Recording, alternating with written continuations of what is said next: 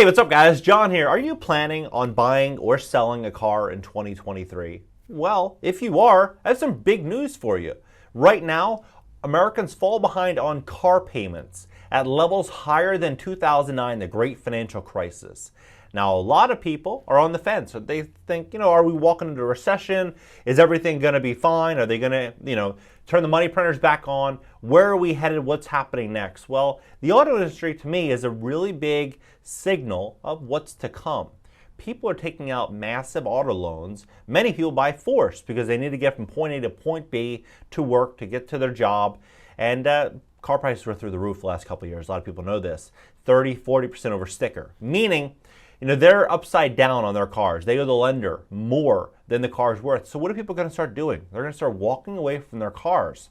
So this is what's going on. I'm going to walk you through exactly what's going on. If you have a repossession on your credit history, if you have a repo holding you back, we'd love to help you at GreatCreditFast.com. GreatCreditFast.com. 561-430-5900. A repossession will stay on your credit report for 7 years. 7 years, meaning they're going to force you into higher interest rates on homes, credit cards. Everything's going to get much, much more expensive with a repossession on your record. So if you need help, we'd love to help you. Take a look at what's going on here. This is unbelievable. Losing his car was just the beginning. When the 21-year-old Kobe Hatch walked outside his Chicago home in December and couldn't find his 2013 Dodge Journey, he knew it had been repossessed. He's been falling behind on his payments for months. Without a car, he couldn't do his job as a delivery driver for Amazon and got fired. Now he's struggling to make his rent payments and can't afford groceries, even with food stamps. It's been very stressful for the past few months. He said inflation has really taken a toll on people. Hatch is part of a cohort of Americans facing auto repossession, an ominous sign for the U.S. economy. During the pandemic, a surge in used car prices forced buyers to take out bigger loans for their vehicles. The monthly payments seemed doable in an era of stimulus checks, a tight labor market, and surging stocks. That's changed for many people as inflation eats into their budgets and into the cooling job market. Did you know 15% of all auto loans right now are over $1,000 per month? And the average auto loan is touching $800 a month. This is insane. This is such a huge number for the everyday American. If you're making $50,000 a year, maybe you're making $4,000 a month, give or take, and you're spending $800 on an auto loan and rent's $2,000, you have car insurance, gasoline, cell phone bills.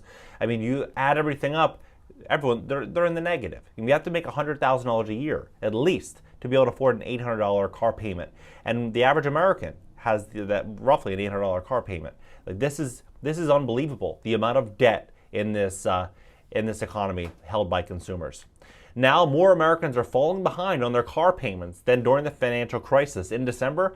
And this is also a very startling situation a lot of people are going to learn, that as the Fed continues to increase rates, someone that bought a car and they financed it, maybe their payment last year was $750, as they continue increasing interest rates, it's going to reflect the car payment. It's going to reflect credit card balances. It's going to reflect all personal loans and adjustable rate loans. In December, the percentage of subprime auto borrowers who are at least 60 days late on their bills rose from 5.67% up for a 7-year low of 2.58%.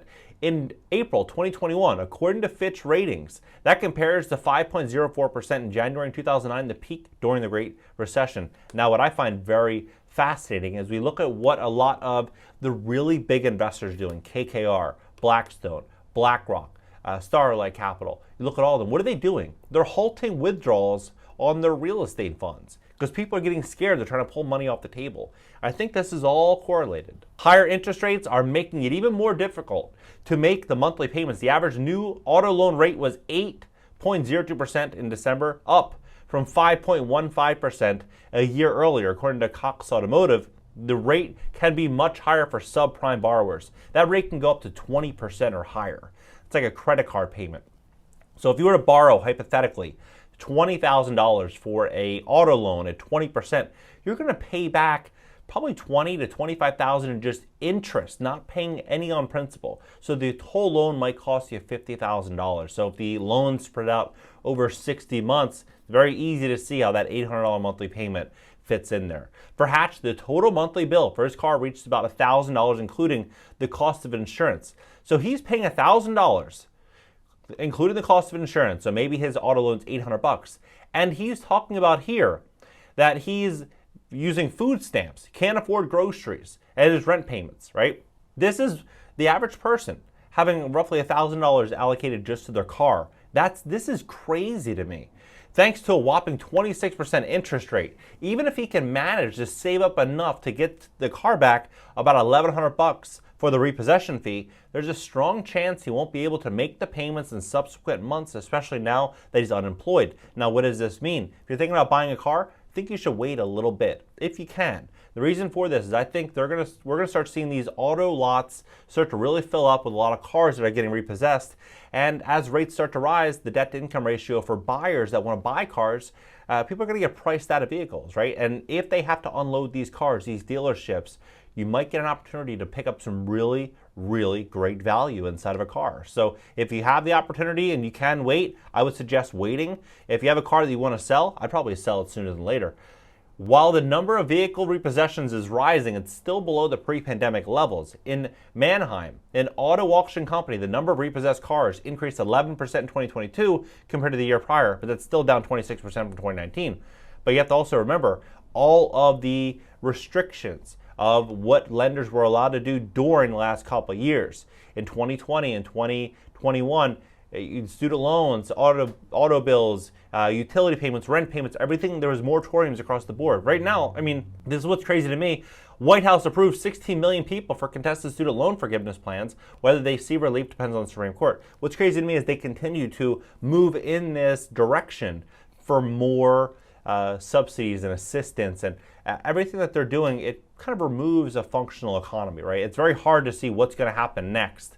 It's really, really challenging to see what's going to happen next. Share of new car buyers with a monthly payment of more than $1,000 hits a record high. So if they allow the economy to do what it's naturally going to do, and they continue to increase interest rates to try to bring some normalism to the economy, we're going to see a huge problem come here. But I think it's necessary, because if you have the average person paying $800 for an auto loan, and you have 15% of all auto borrowers paying $1,000 a month, I mean, this is not sustainable, right? And throwing more gas on that fire, whether it be through QE or whatever it may be, it's just going to make, at the end, a much, much, much bigger explosion. When exactly a lender can repossess a car varies by state, but it can happen in many cases as soon as the borrower is in default. Often when a payment is not made on time according to the Federal Trade Commission, usually though it takes 2 or 3 consecutive missed payments for repossession to happen. Once a vehicle is seized, the repossession company can affect the borrower's credit score for as long as it stays on the credit report, usually 7 years, according to Experian. Jose Fields in Fort Worth, Texas, fell behind in his car payments and now faces a hit to his credit score with a monthly bill at $556 for his 2021 Subaru WRX. The 25-year-old is having a hard time figuring out which cost to prioritize. Now, if you have one late payment on your credit score, it could bring your score down roughly 160 points. A repossession, this is a massive blow to one's credit score. And he's finding this out the hard way. He tried to apply for a hardship program through his bank, but it was too late. He woke up to an empty driveway a week before Christmas. Now the repossession and tow fee cost him $1,600. About the total sum he owes in back payments as well. He's trying to save up for another car, but it will likely take a while. One positive is that he can walk to his job at the local post office, but whenever he needs to go to the grocery store, he has to ask a friend or take an Uber, which adds even more cost. Field is worried about how this will affect his financial future, especially his dream to buy a house one day. He estimates that the repossession shaved 40 points off his credit score. That's actually not as bad as normally what that would do to one's credit score. 40 points is very minimal. When it comes to people my age and younger, our credit is still new, so it's difficult. And when this stuff like this happens, it screws us up for the long term. Zay Zancor in San Antonio is currently trying to negotiate with her lender so her 2013 Honda Fit won't get repossessed. In the meantime, she's hiding it. The 53-year-old is currently in school for a bachelor's in information technology, splits the monthly bill for her car about $178 with a roommate, which is extremely affordable. $178, considering that the average is roughly $800. But the roommate has lost his job, and when prices for groceries and everyday items is increasing, there just wasn't enough money for the car payment.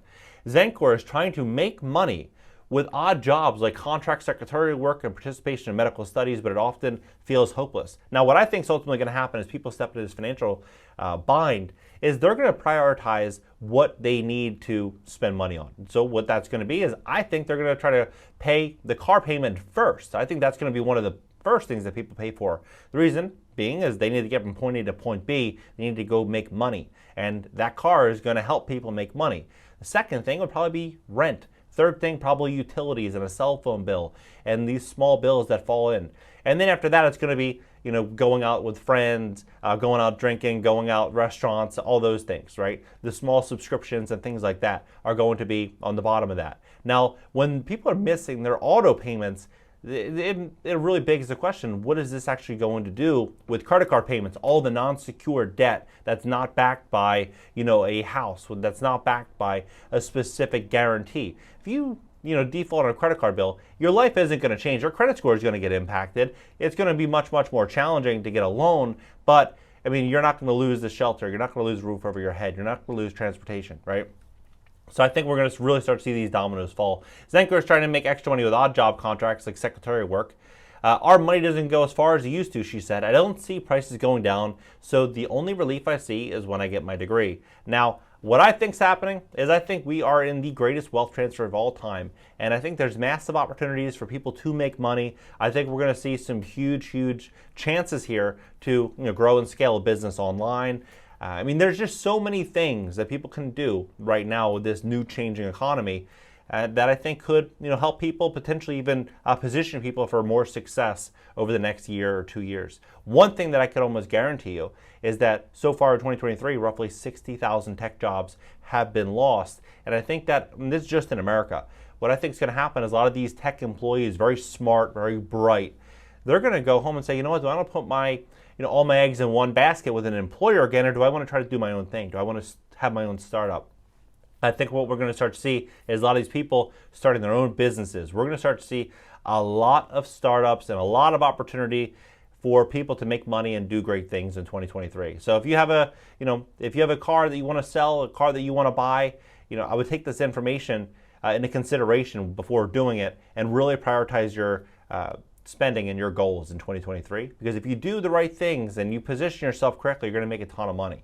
Drop your comments below, hit the like button, subscribe here, and subscribe also to my second channel for short form content up in the banner. You can click the links.